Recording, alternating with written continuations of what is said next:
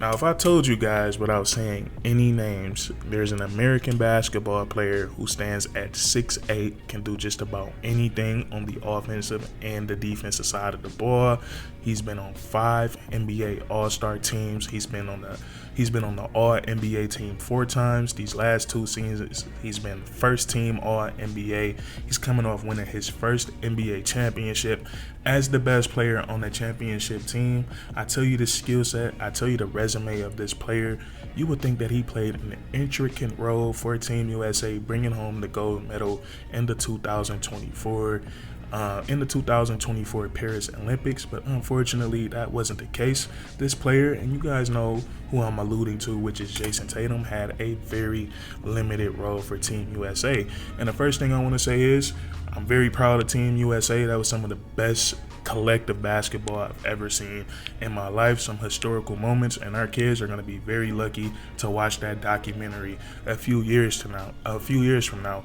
But as good as basketball as that was, one takeaway I still have, one big takeaway that I have from the 2024 Olympics is the mistreatment, and yes, I'm using that word, mistreatment, of Jason Tatum, because we just named his resume and we just named his accolades, and there's no way he should have had the very, very limited role that he had. Although they won the gold medal, for a personal level for Jason Tatum, I think he was mistreated, and I've thought about this, and I've tried to look at it so many different ways, and I don't think it's no justifying Jason Tatum not having a bigger role for Team USA.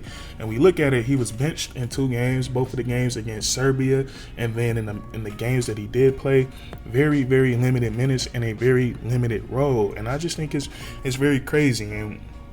And there's so many things we could check off to try to justify it. You could try to justify it by his skill set.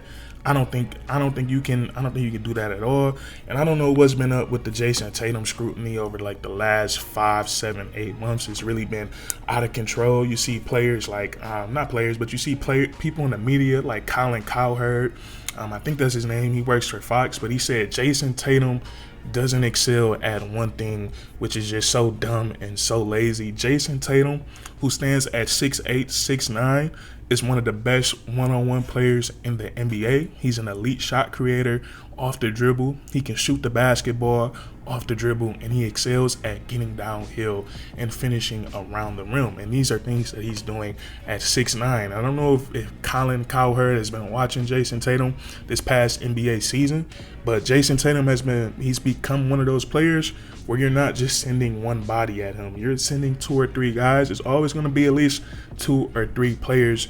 It's always going to be at least 2 or 3 players that's locked in on Jason Tatum. That's how easy it is for him to get open and get a bucket. So you can't tell me that it's his skill set for why Jason Tatum hasn't been getting why he had a limited role with Team USA. And then we have a lot of people saying, well, Jason Tatum is not even the best player on his team. Now, me personally, if you're a Jaylen Brown, if you're a personal Jaylen Brown fan, I could definitely understand why you think Jaylen Brown is the best player on the Boston Celtics. But for a person like me that's on the outside looking in, as just a fan of basketball, Jason Tatum is the clear-cut best player on the Boston Celtics, and Jaylen Brown is spectacular, but in my opinion, Jason Tatum is easily the best player, and I think his teammates are benefiting from him being the best player. Like we just said, Jason Tatum, and not only is he becoming a better playmaker, but he's also had to sacrifice a lot. And I know the Boston Celtics has had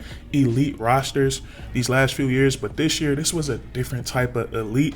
We look at the addition of Porzingis. Porzingis came up with the Washington Wizards, averaging 20-plus points, getting all the touches in the world that he wanted.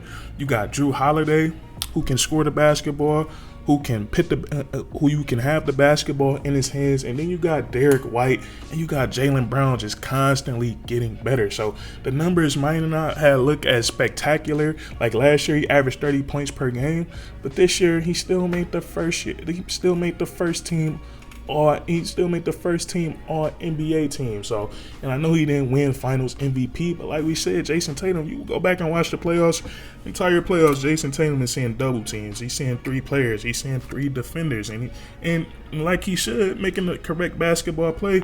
He's deferring to his excellent teammates as he should. But so we get that out the way.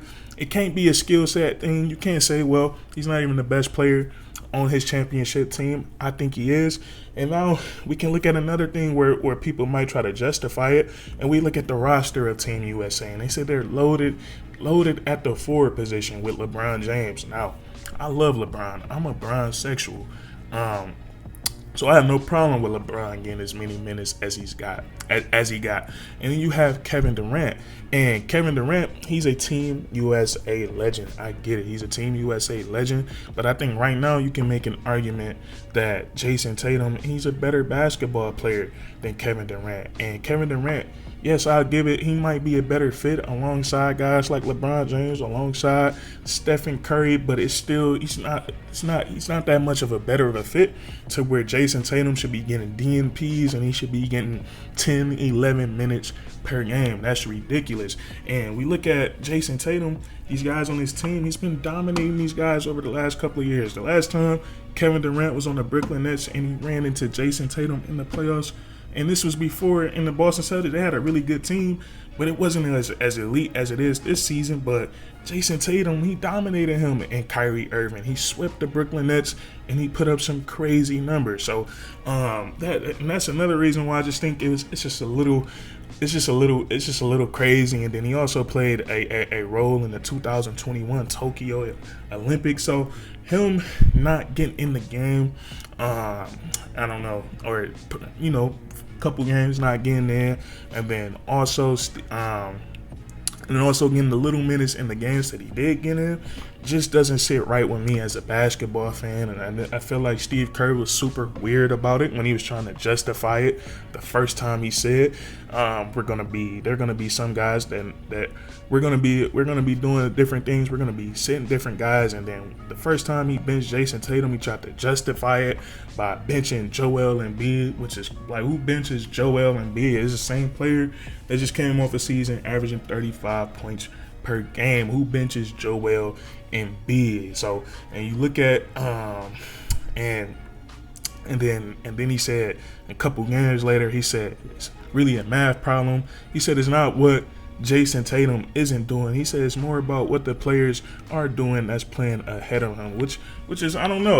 You ask me, that sounds crazy. So there we have it. We going through, we critically think about all these reasons why you can try to justify not playing him or giving him such a limited role. It just doesn't make sense. He's one of the best players in the NBA. He just won an NBA championship. He's been on the first team all NBA, the first all NBA first team, back-to-back seasons. He's averaged 30 plus points, he's averaged 30 points per game before, and he also won a gold medal before this one right here. So I don't know, man. It doesn't sit right with me, and I know it didn't sit right with a lot of Boston Celtics fans. And I think honestly, the Jason Tatum and the Boston Celtics, his fan base, his organization, I think they're gonna use this as fuel, as fire to start another dynasty. The same thing with Jaylen Brown. Jaylen Brown he wasn't too happy not being selected for Team USA either. I know his is a little bit, his reasoning from what I read, I haven't looked that much into it, but I know it's a little bit deeper than basketball, but still selecting Drew Holiday and Derek White over Jaylen Brown, and then Derek White and Drew Holiday playing more minutes than Jason Tatum. I think that's crazy. And those two guys are really good, and I know they're more role players, but don't get me wrong. I feel like Jason Tatum, if you ask Jason Tatum, we want you to go out there and we want you to defend at a high level. We want you to rebound, and we want you to take advantage. We want you to cut and knock down jump shots on the offensive side of the ball. I think both him and Jaylen Brown can do that to the same degree as Derek White and Drew Holiday.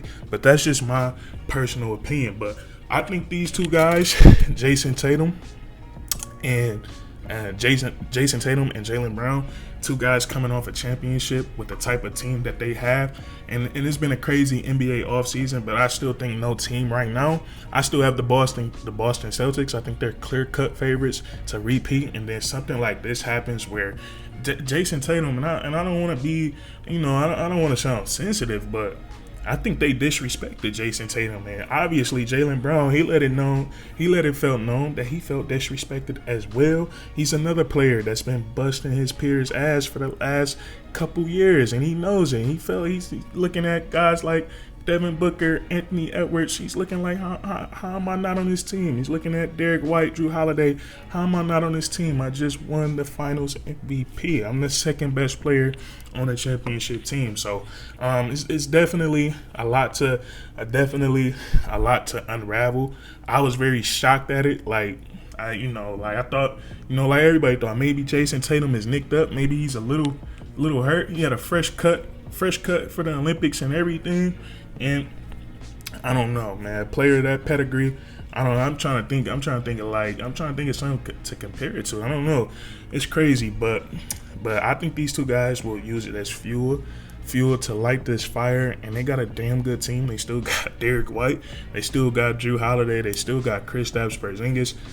They damn near won the championship last year without Kristaps Porzingis barely playing. So if Kristaps Porzingis puts together somewhat of a healthy season, I think the Boston Celtics are clear-cut favorites once again. But that's what I wanted to talk about with you guys today. This was more of a rant.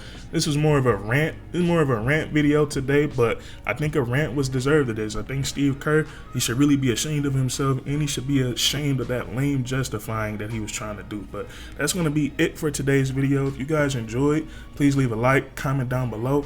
How do you feel? Should Jason Tatum, should he been playing, or should he been riding the pond like he was? And then subscribe for more weekly content. We do this all the time, man. And that's curtains.